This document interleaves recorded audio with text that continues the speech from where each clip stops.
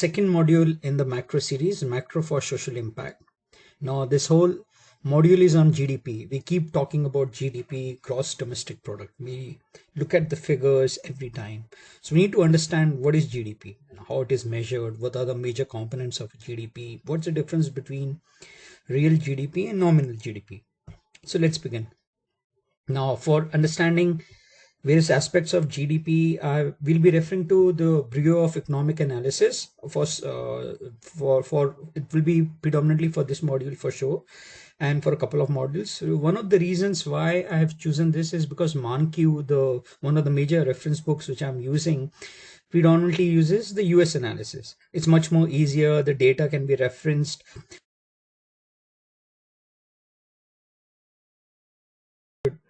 Read about it. So, it's a present value what it goes. So you could go through. This is right from the site. Now, why learn macroeconomics? We discussed before. So today, for example, we'll be taking healthcare as a sector because of COVID-19, and there's a lot of talk, about the healthcare sector. It's getting affected. So I specifically took one of the examples here just to sort of understand how the healthcare sector is moving. So when you know about macroeconomics, you know what variables to look at. You will understand what are the key components. How should you be looking at a problem? So with the awareness of macroeconomics, you will certainly start looking at a much broader picture. It helps you to analyze better. It helps you do a lot better in social impact through policy, making judicious policies, trying to analyze different components and see how well they go through the evidence which you're getting. So, for example, you're taking the effectiveness of minimum wage on productivity on economic well-being. So what do you need? You need to have a very good understanding of macroeconomics here. So this is just an example. OECD is a collection of countries. Now we have just looked at US. Now US is the largest and we'll come to know what's the difference between real and nominal GDP. But whenever I'm taking examples here, it'll always be real GDP. So we are looking at the growth in healthcare spending of US. Now US has got the highest health spending as a percentage of GDP in the world. It comes to around 17.8%. Now, and as we go forward, we look at how the financing is done. So these are some of the standards. These are some of the countries, and we look at other countries also. For example, it's much more easier for United States to be compared to Switzerland, France, Denmark, some of the most developed countries in the world. So IMF terms these as advanced countries. So if you look the difference between advanced countries and we look at another graph and developing or emerging countries, so you will see the percentage of healthcare on the as a percent health spending as a percent of GDP is much higher in advanced countries than in developing countries or some. So just look at this figure.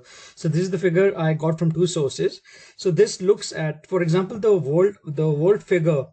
So this is health spending as a percent of GDP for 2018. However, the world GDP figure which I've taken is from 2016.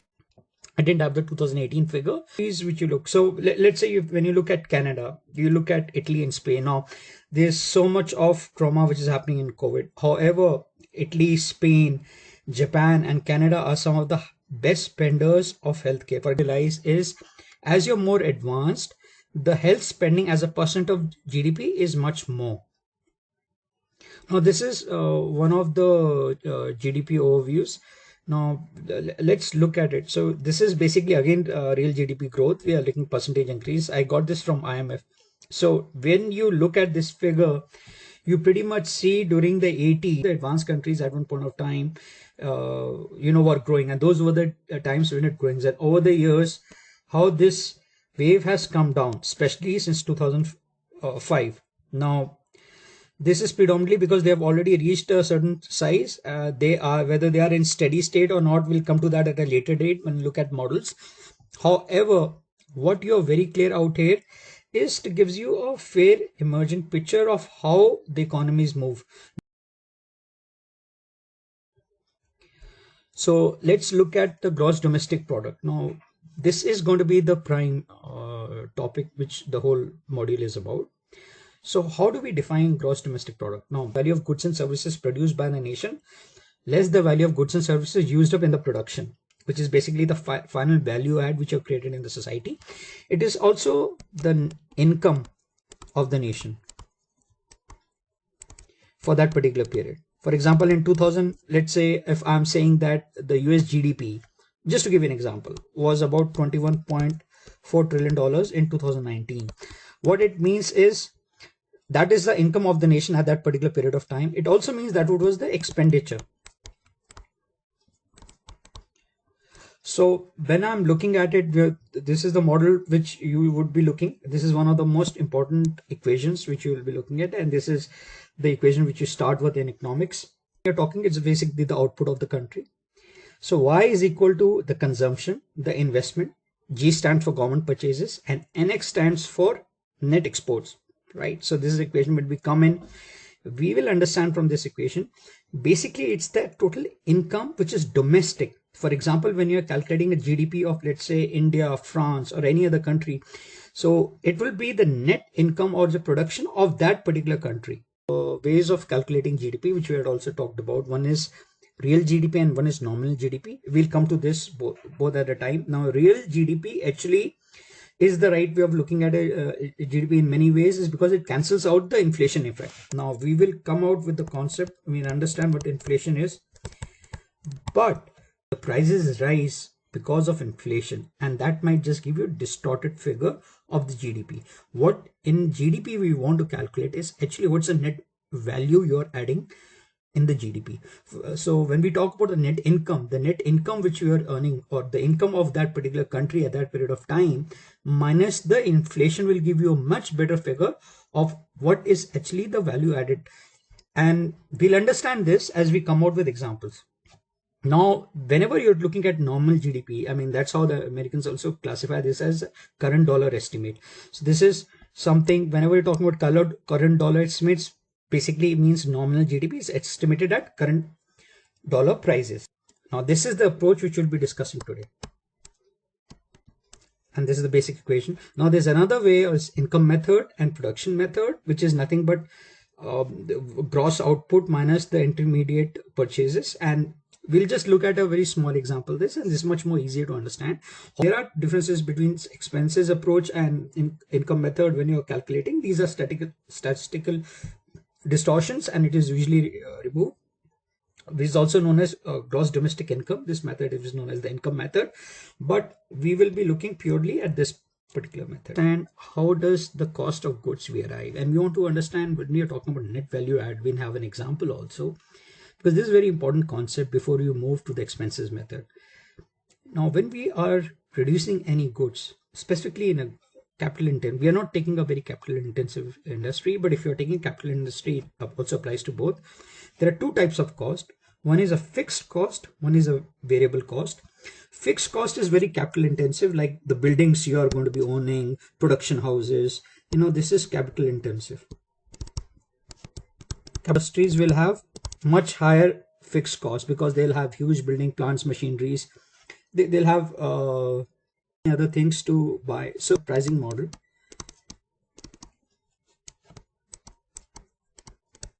So when you're coming out with a pricing model for a product, it has got two things. One has got fixed cost, which we are discussing, and second is variable cost. Now, in a very capital intensive model, where big machineries like automobiles, let's say automobiles,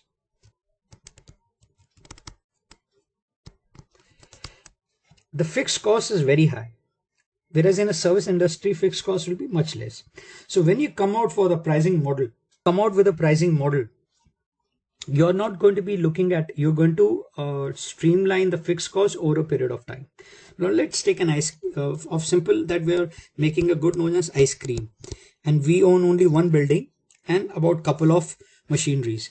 And since we own that building, there are two ways. Either you can own the building, then it will come in the fixed cost, we have purchased it outrightly, or if you're paying rental, then it will come in variable cost. So in this example, let's say we have owned a building and we own part of machinery which is expensive. So in the total part, we have invested about $500,000. So if you have invested $500,000, which is basically buying buildings and machinery, that will become fixed cost. the salary of employees, which is known as compensation, and then all the other production expenses. I'm also including marketing expenses here, a brief marketing expenses which you're trying to put in. Raw materials, everything would come in terms of variable cost. So when you decide the cost of goods, this $0.5 million is actually rationalized over a period of time. So let's say you take, okay, I'm going to recover this cost over a period of 3 years or 5 years. So when you make a pricing, you will sort of divide. So 0.5 million, let's say this maybe a figure is a bit too high, just an example. So what you will do is like you're going to take 3 years is 12 months. You will divide 0.5 either by 3 into 12, or you'll decide 0.5 5 into 12. So this will give you a fair idea of when you're making, let's say, and then of course you'll have, so it will be divided. So as you see, the fixed cost is divided, you accrue it over a period of time, and plus the other part which will go is material cost. So the cost of goods, let's say, comes to, for a ice cream cone comes to $4, and you're only selling ice cream cones, a couple of flavors, just to make it very simple. Now profit margin, you want to make $1 over $4, so you're going to be selling it, or the GDP created. Make you understand, we'll have an example. So let's say this is a Manque example. A farmer grows a bushel of wheat and sells it to a miller for $1. The miller turns wheat into a flour and sells it to a baker for $3. The baker uses flour to make bread and sells it to an engineer for $6. Now this is just an example. I've just taken exactly the way it was written, and I've just changed a couple of words here and there.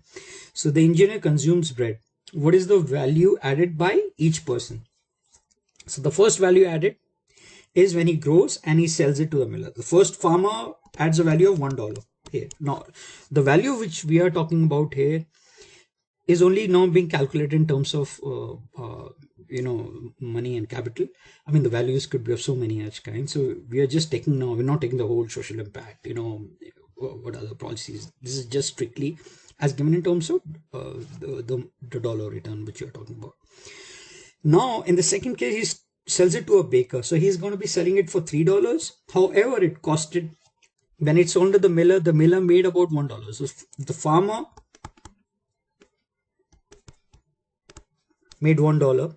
Now the miller is going to sell it to the baker. So miller, how much does he make? He makes 3 minus $1. So he makes $2. And then the baker is going to sell it to an engineer for $6. So the baker is actually making $3, right? So the total value which we know is $6. So at each, so what is the value added by each person? So farmer adds $1 here, miller adds $2, and baker adds $3. So what is the GDP? So when we are calculating the GDP, instead of sort of adding 1 plus 2, we can just take the normal value, which is $6. So ultimately the GDP includes all the value add which particular each intermediary has done. Now, for example, sort of to make you understand. So let's go forward. We talked about the different types of, we talked about the expense model here. Now, in order to go very deeply, I looked at the balance sheet. Now, this is exactly what a United States, NIPA account looks like. I want 2008 to 2019. I just wanted to see how does the consumption move. Now, American economy is very highly driven by consumption. About 68% of the economy is driven by consumption. Now, this is something you can look out here, which is for the last, since 2008, which I've looked at. Now, we looked at the government purchases, and we'll come to this, is 18.9. But when you closely look at it, where does that 68% go in? So when the Americans, when they're going to be consuming, so always take this, the GDP is domestic for whatever income that is generated in United States of America, because this is an example of United States. If the sheet was for France, Sweden, India, or any other country, that it would mean that is the income created for that particular country. Now, when we look at personal consumption and expenditure, goods is one of the major, and services. So predominantly the greatest consumption in America is not of goods, it's of, you're correct, services. So services This could be IT services or any part of services you're talking about, real estate services, education services, consulting services. So services is a major part of financial services. So what am I talking about is like, whereas goods, specifically non-durable goods, is a major part. So this is basically durable would be food, clothing, whereas non-durables would be like cars, white goods, washing machines, etc., TV. So that is also one of the major components. But what we now look very clearly is that Americans, the 68% is predominantly consumption driven. Americans like to consume. That's why America is one of the major consumers for globally. They buy goods from around the world. But it's very clear from this figure, and this figure is like very stable if you look at it over the past 10 years, that usually the services has always been a major component. How investment it's been categorized. Now, first of all, let's go to one of the most insignificant entries here is basically change in private inventories. Now it has got non-residential investment is divided further. So when you look at fixed investment, non-resident investment goes to 13%.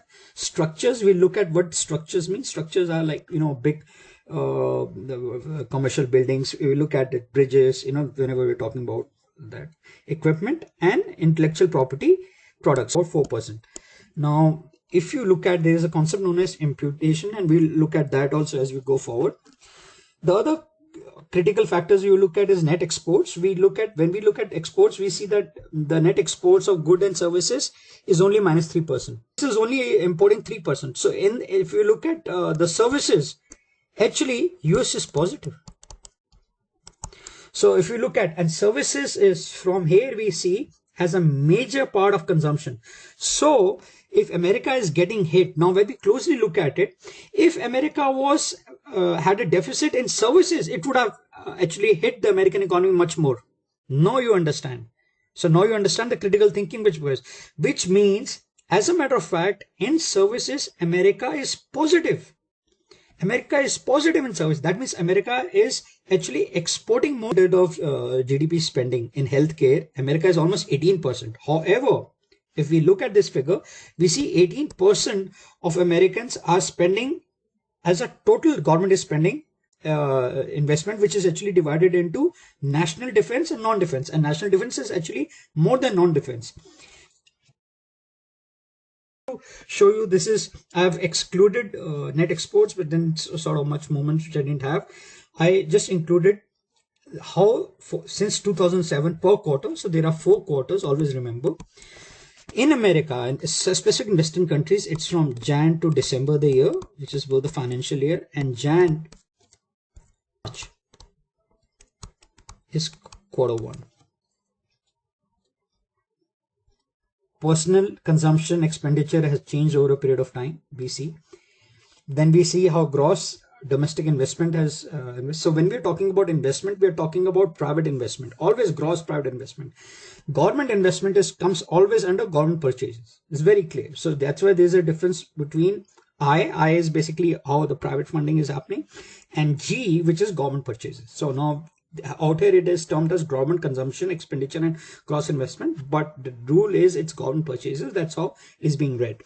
Come to consumption, we have closely looked at it. Now we look at a few examples. We talked about goods is durable goods or non-durable goods. Services, we saw how they form as a part of the GDP. But let's understand one thing. Used goods, do you think are part of GDP?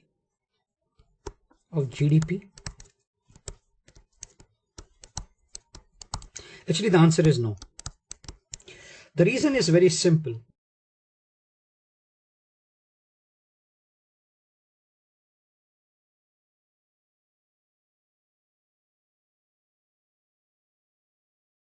Investment side. So we looked at what is business fixed investment, we looked residential and change in inventory. Now, whenever we are talking about residential fixed income, there's a very important concept known as imputed prices. For example, let's say I'm staying on rent. Whenever I'm staying on rent, I'm paying rent, right? So this rent is a part of GDP because I'm paying this rent to landlord.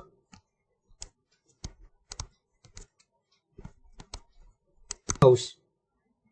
So actually the thumb rule is the rent is calculated when you're putting in the figures that I'm paying to myself, and usually the rent would be at the market prevailing prices, so that it's fair for everybody. So this is as a thumb. These are known as imputed prices. Imputed prices also the prices which you pay for government services. Let's say in healthcare. So these are prices which the government is paying you, right? Imputed at the prices which they are paid, the salaries which are paid. Buildings, highways, dams, single family homes. So you have built it for some period of time. So these are known as structures. So that's why. So this is something which you'll not find in many other economies. This is something which is tuned to the US government. These are investment in research and development, entertainment, and software. So these between federal, state, and local. But do you think, what about transfers like social security or welfare? Are they part? Are they part of GDP?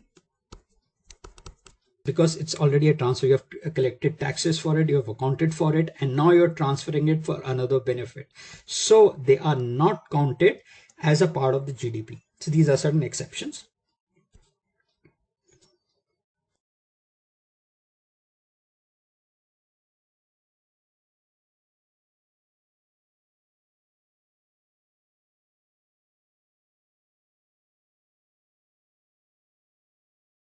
QT pie, just to give you an example, anything, right? Could be. Now it's only sells two products. Now, in order to simplify the calculation of nominal and real GDP, I have taken only two products. Now Mankey also gives an example of two products. I've just taken two products. I have two prices because it's much more simpler. So here it's the concept is to just make you understand that how the calculation is done. Whether there are thousands of products or so it sort of goes into the same thing. Now, we know first of all real GDP is at constant prices or at a relative price which you've decided, and nominal GDP is at current prices. And since nominal GDP as at current dollar prices, if you're talking in America, it comes with a part of inflation, and inflation distorts the actually value add you make in a society. So that's why real GDP is one. Now, there are three ways of calculating real GDP. We are not going to be doing that. We're taking a very simple example here, right? So these are the three prices for 4 years which are given, and we have taken basically 2017 as the base year. So the prices for this year would be at the base year. So for 2017, the real GDP and the nominal GDP is the same, because after all, 2017 is the reference year. So let's look at 2018. In 2018, you had 11 almonds and the economy made 22 cherries. Now, price of one almond is 1.75, price of one cherry is 1.25. So it's very simple. You will take 11 almonds and you'll multiply it by 1.75, which is the price of one almond, and 22 into price of one cherry. So you get a figure of 46.7. So the total value, so total income which you have generated for 2020 in QDPI nation is 46.7. Now, when we are calculating a real GDP, it is relative to the price. So if you look at very closely, between 2017 and 2020, actually the value add has not happened much. The almonds has only increased by one side, right? So if you look at 2017 and 2018, almonds is +1 and cherries is only +2. So basically, the value add is not happened much through what goods you have produced. Now it's only goods. So don't you think that distorts basically the value created in the system? So how do we come through it? Now we are taking base year as 2017. I read that the US the base year is 2012, but right now if we take the base year as 2017, now I get a very good perspective of how much value I've really added. So how do I do that? I take the same quantity 11, but I multiply it with the base year. So the price of the base year almond is 1. Price of the cherry at that point was $1. So when we look at it, we get a figure of 33. Now, of course, this is an example, and maybe I'll do a couple of examples. So I'll just calculate for 2018. Let's do what is real GDP. So if 2018 is what we are going to be calculating, we know 12 is the good average. I know the reference here is 2017. So almonds price is 1 plus I know 22 is of cherries I've calculated, and this one. So basically it's 12 plus 22, which comes to 34. So we look at the figure 34, which you can easily look here. Calculate consumer price index. Now, first we have a country. To make it very simple, you have a firm which produces pens and erasers. On an average, 10 pens and 2 erasers are brought every month. So what we all need to do is that, let's say this is 2019 and I'm looking at the reference as 2017, which is relative to 2017. I just need to know how much has the price changed. So what do I need to do? So I need to know two things here. What is the price level in 2019? Since 2019 is relative to 2000, what was the price of the commodities, the two, which is pens and eraser, in 2019 and 2017? Now I have those two figures with me, so it's very easy to calculate. So let's understand. We have in 2019 we took 10 we are buying 10 pens and 2 erasers. Now we know the price at 0.22 and $1.05. So we get the new figure in 2019. Now we know what was the figure in 2017. So if we are going to be comparing with 2017, we need to know the price of 2017. So we need to put the same quantity. We buy 10 and 2 erasers at the price level of 2017. We get a figure. Now we want to know what is the increase over a period of time. We take the numerator, which I said, and we'll come in the end whenever we are going to be comparing. We are comparing with 2017 here. So 2017 goes in the denominator and 2019 comes in the numerator, and the figure comes at 1.05. What it means is there's been a 5% increase. If the CPI was same, let's say the price level in 2019 was same as price level in 2017, then we would have got CPI as 10.4, which would have been 1. So another way of looking at it, so that you don't get confused, is that 1 multiplied by 100. So let's say 1.05 is 05, comparing it with 100, right? Which would have been the, if I would put the same figure as 10.4 on the numerator, I get 100. And with this at 105, what it means is percentage increase is taken over a period of 100. So how much you have seen an increase over 100? You have seen 5, which means 5% has increased PI in 2014. Now there is another very prominent index in the US. It's known as producer price index.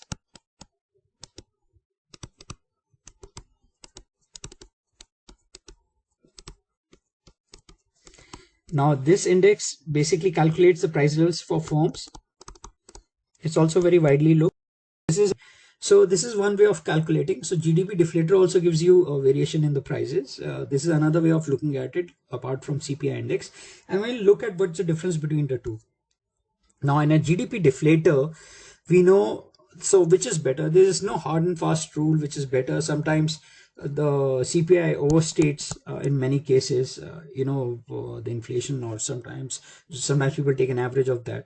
So there are three critical differences. First of all, CPI is for all the goods and services consumed by the consumers for any country, whereas GDP is only for domestic goods and services. So this will only go for those goods which are produced in that particular country. For example, let's say you are looking at the GDP of France, right? Now, French people are importing a motor from any other country. So what happens? Since that particular motor is not produced in France, what is going to happen? It's going to be not affecting GDP because it's not going to come. We clearly said it's going to be an imported product. Since it's going to be an imported product, it's not going to come into GDP. It's removed, exports minus imports, but it's going to be part of the consumer price index because consumers are buying. So a price change in that motor would affect the CPI, but it will not affect GDP. Now GDP prices are flexible, whereas CPI is always a basket of currency, basket of goods and services, and it's for some period of time. It stays fixed. So these are some of the differences. It was so you have I didn't get a graph, but you have a graph in Manq wherein it shows there's not much of a difference between GDP deflator, at least for the US, and CPI. Now there are times it could vary a lot, but usually over the data which was published till 2000, I think it's still 2004, 2005, and after that I'll try to come out with a graph for you of how the GDP deflator moves with CPI. So this is something I can do it at a later point of time, but as of now, this is just to have you a fair idea of how things move. So there's another concept known as gross national product. So gross national product is nothing but GDP plus factors payments from abroad minus factors payments to abroad. So let's take an example. Now Nish owns one bedroom apartment in New York and Pittsburgh. Nish is an Indian and presently is residing in India. Now Keanu and Matt are two Top Gun Americans, renting out an apartment in New York and Pittsburgh. Now Keanu pays a rent of 4,000 and Matt pays a rent of $2,500 rental fees. What happens to the GDP of the US, and what happens to GNP? Now, this is actually a very thoughtful and conceptually very good question. Now, if you get this right, then you understand the difference between GDP and GNP. Now, since Keanu pays 4,000, so 4,000 plus 2,500. So let's take it as a monthly rental, but we just take an example here, right? So 6,500 is paid by Americans. So what happens? The GDP goes up by that amount. The GDP of US goes up, right? Although I'm an Indian and it's getting transferred to my account in India. Since it's a factored payment to abroad, payments to abroad will not be part of GNP, but it will be part of GDP. So not good. So GDP is going to increase, but GNP of US is not increasing. So this gives you a fair idea. So from this example we get one thing: GDP goes up, GNP no change. And I think this example gives you fair. Now let's look at the next example and have a much better idea. Now this is an American company goes and opens a plant in Ghana. It earns about $1 million in Ghana in 2019. And the profit was $100,000. Has the GDP of US increased or of Ghana? Now this building is in Ghana. They've set up the whole plant. They've employed people from Ghana. They have made goods in Ghana and they've sold goods to people in Ghana. So the GDP of Ghana has gone up. The GDP of US has not changed. But the GNP changes. I don't understand why. What has happened? You have $1,000 as a profit. It's an American company. The profits will come back to American company, right? So the GNP, which is a factor payment from abroad, comes up. The GDP does not increase because GDP of Ghana is increased, but the GNP of America increases by the tune of the amount of money which is coming back. Because this could be deployed for so many things in America. Profit is going to be coming. Now we have another example which I talked about. Now TP sells brackets in India without, does the GDP go up? Now GDP of India will not go up because this is directly coming as an import. There will be an import duty, which is a different concept. But at this particular time, basically the GDP will not increase for India. The GDP of the country which is actually selling brackets to India, the GDP of that particular country goes up. Does inflation go up? Yes. Now let's say if the basket, now here we are assuming that if it's part of the CPI basket, if it's not a part of the basket, then the inflation will not come up, although price levels are going up, but not show up in the official figures. But if it's a part of the basket, right, then it is going to increase because you're actually buying in. And if let's say the price of the racket increases, ultimately you have to pay more next year. Let's say I bought the racket for example, $100. We're taking this as a standard currency. Let's keep that way, right? Now next year it's 120. So I'm paying more for the same bracket. So let's take a simple example, in net exports, there are two countries, A and B, and they are the only two countries in the universe, in the whole world, which we have, and they import and export from each other. So when A is exporting to B the goods and services, and citizens of B are consuming it, GDP of A goes up, whereas the GDP of B goes down. Now, if you look at this, let's say $1 million of goods are exported by A, country A to B. Now, let's say this $1 million is produced, all the goods and services are produced in A. So when we are looking at an accounting entry, the citizens of B are actually consuming their $1 million. The income of country A is actually going up. Look at country A, the GDP increases by 1 million. Now, as an accounting entry, what will happen? So when B is importing, the income is going to go down by 1 million. Similarly, when B is exporting to A, let's say B exports 2 million worth of goods, the GDP of B increases by 2 million. At the same time, the GDP of A, which is actually importing now, goes down by 2 million. So if you look at the sum game, is basically a net sum game is zero. So somebody is at one point of time, somebody's making $1 million, and the other way the GDP is going down by $1 million. Basically you're consuming. So the whole idea of when you're taking the gross domestic product, creating the income, now you come to the concept of why it is exports minus imports. Let's take another example. This is a small example and a recap. Let's say ABC buys a vintage house from another buyer. Does it lead towards increase in GDP? No, there's no change. Has the GDP increased? Yes. Now the answer. Let's say a country is going through a slowdown and demand is falling. What will happen to the GDP of the country? We know falling demand leads to a fall in prices, and a fall in prices, of course, leads to a reduction in the GDP. Now, if you're looking at the unemployment rate, of course, the unemployment rate would be increasing because the number of unemployed force among the labor force is going to increase. Falling prices, there's going to be a lot of layoffs. I don't support layoffs, right? So now ABC inventory in 2019 is 100 units. Now inventory in 2018 was 80 units. If the unit cost is $100, what is the size and cost of the inventory recorded in 2019 GDP, keeping other variables constant?